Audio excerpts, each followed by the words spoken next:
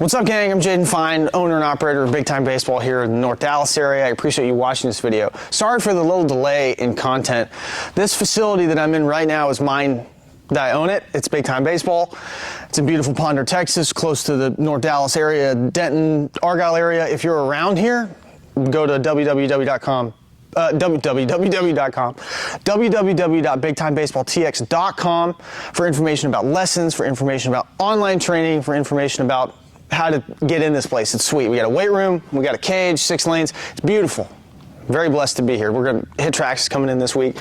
Today, we're talking about what your batting practice should look like, what your BP should look like. Now, I ask this all the time to my little guys that come into the cage. I'll ask them, have you ever been to a Ranger game in Arlington? Most everybody here is a Ranger fan and they've gone, so they'll say yes. Then I ask them, have you ever been early for batting practice? Most of them say no, which is crazy to me because BP for me as a kid was like the most fun thing ever, right? You get to see the players walking around on the field. You get to see the pitchers shagging BP, doing dumb stuff. For me, I would really lock in to the hitters taking batting practice because most of those guys are, all of them are big leaguers and some of them are amazing players, but you can really focus on what they're trying to work on and what their intent is and how they're preparing themselves to face guys on the mound throwing mid-90s plus with disgusting breaking pitches, because all that's really, really important.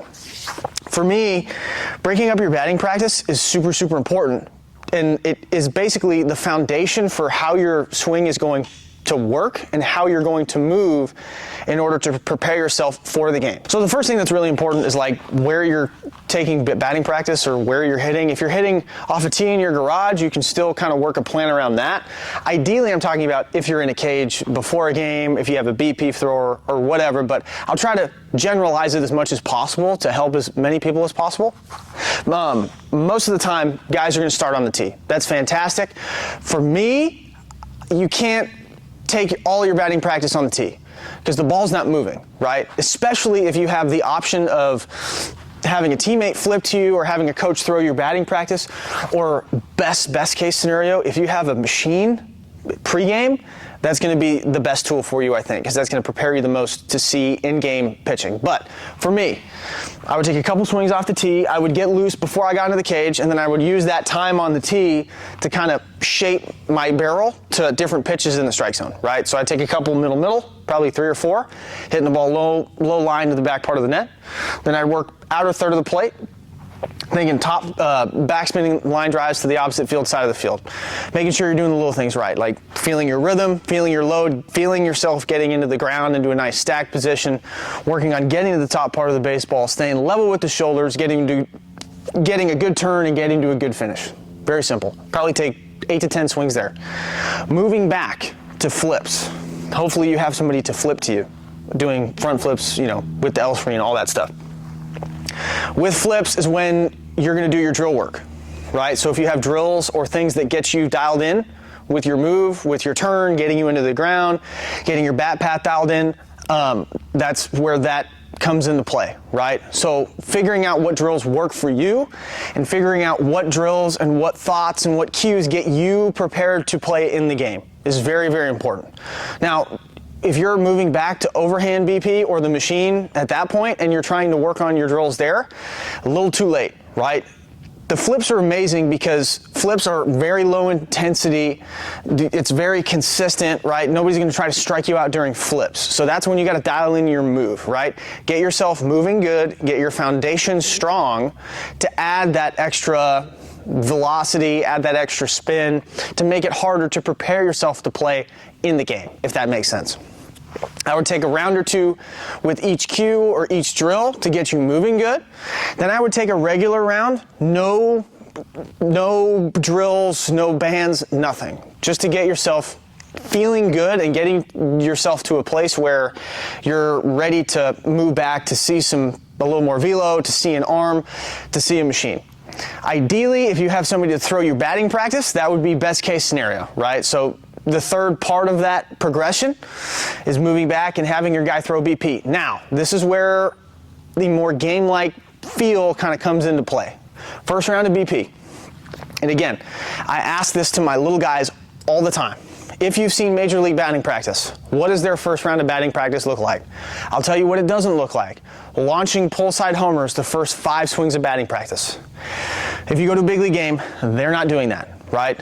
What are they doing? They're swinging at minimal effort, they're swinging under control, and it's still intentful, but it's maybe 70-75% effort, getting to good positions, letting the baseball travel deep into the hitting zone, and thinking top part of the baseball, hitting a backspin line drive slightly to the opposite field side and potentially up the middle of the field. You're setting yourself up, right? So that's the theme of batting practice. You've set yourself up off the tee.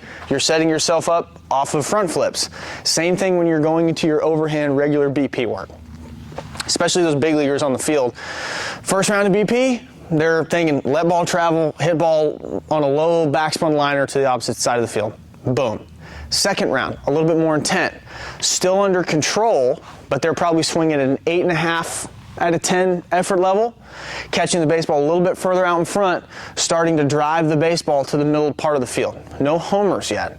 No homers yet. You're setting your barrel path up. You're working low on a line to the opposite field side. You're taking that same swing, adding a tiny bit more effort, and you're hitting it a little bit further out in front. That's it. Still getting to a good finish, a good hold, under control. That's the second round. Third round. Trying to drive the baseball to the middle part of the field. Still no homers, a little bit more intent, still catching the ball out front, still under control, but you're trying to drive the baseball to the big part of the field, right? And if your BP thrower is throwing baseballs into specific spots, you are driving the baseball where the pitch is pitched, right? So if balls are in, you're holding your direction to the middle of the field, you're backspinning that baseball to the pull side gap. If the ball's out, you're gonna let it travel, you're gonna hold your direction to the middle part of the field, you'll probably backspin it low liner to the opposite field side, right? The last round or two is when you want to try to drive the baseball.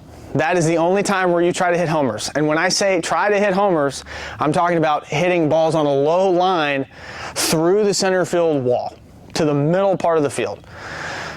When I say, because there is a time and a place for you to try to hit homers. You have to learn how to do it.